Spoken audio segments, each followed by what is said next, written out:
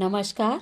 मैं professor doctor Meena Srivastava, शासकीय कमला राजा कन्या स्नातकोत्तर स्वशासी महाविद्यालय ग्वालियर में इतिहास विषय की प्राध्यापक एवं विभाग अध्यक्ष हूँ।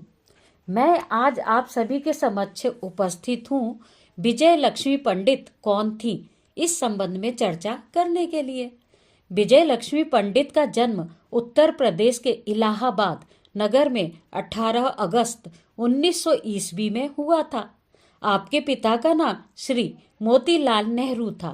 विजय लक्ष्मी को स्वरूप कुमारी नेहरू के नाम से भी जाना जाता है।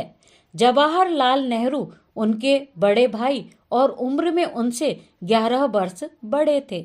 विजय लक्ष्मी की शिक्षा घर में ही हुई थी।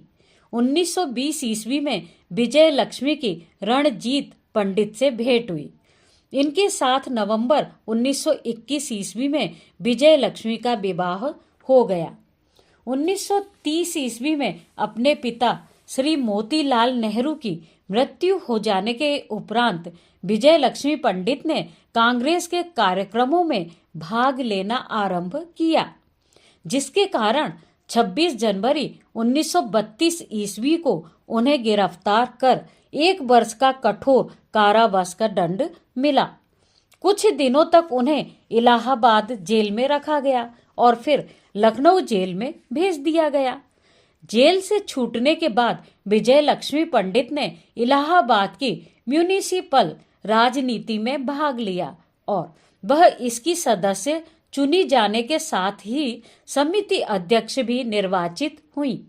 भारतीय शासन ने अधिनियम 1935 में प्रांतों में स्वायत्तता कायम की।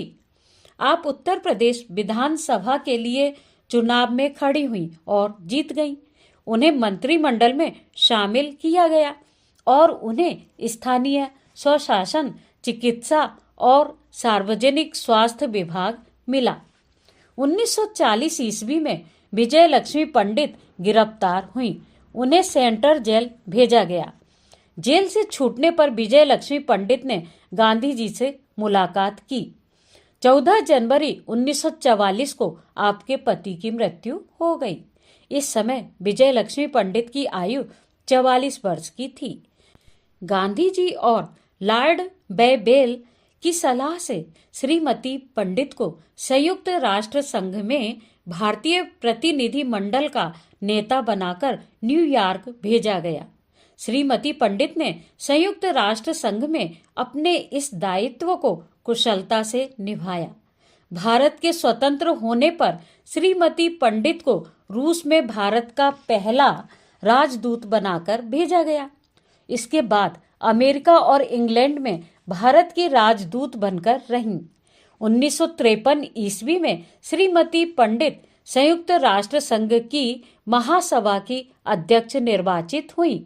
यह उनके जीवन की एक अविस्मरणीय घटना है।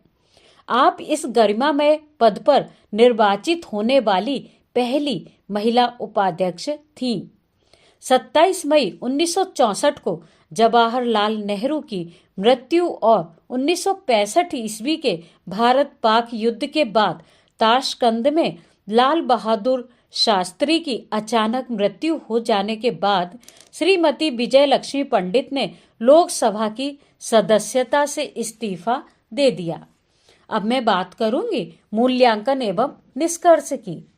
उपर्युक्त संपूर्ण विवरण का अध्ययन करने के उपरांत मूल्यांकन करते हुए निष्कर्ष रूप से यह कहा जा सकता है कि श्रीमती विजय लक्ष्मी पंडित एक जुझारू महान राजनीतिज्ञ थीं।